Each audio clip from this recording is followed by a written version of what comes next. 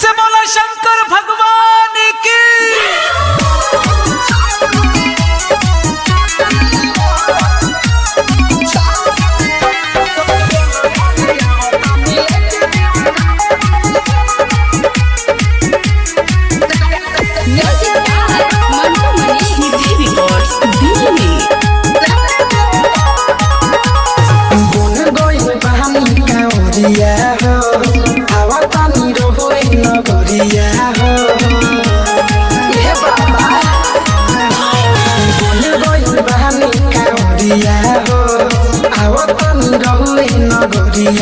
लेके धतूरी अंगी लेके भेल पोत लइला बानी जाके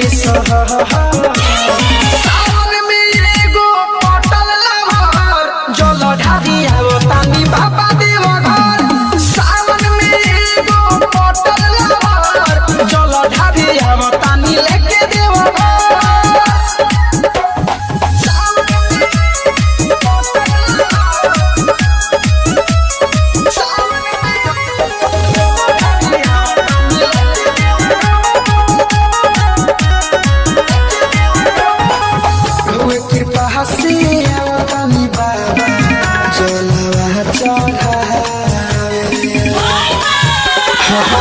मामा बोलते रोहिया में बोलते दोनों जानी हो हाँ भंगिया ले आइल बानी रोएला खोज के बने बने हो जो लगैला ये बोले बाबा यही से आईनी सावन में एगो पटल लहर जल ढारी आओ तानी बाबा देव घर। सावन में एगो पटल लहर जल ढारी आओ तानी लेके देव घर। सावन में पटल लहर सावन में जल ढारी आओ तानी लेके देव घर।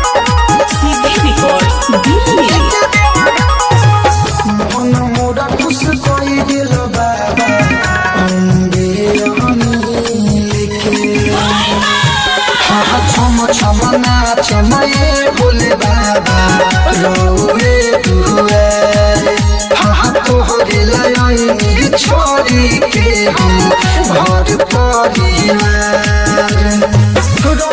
रंजित रजहुने आशिक लेखा हम कोइनी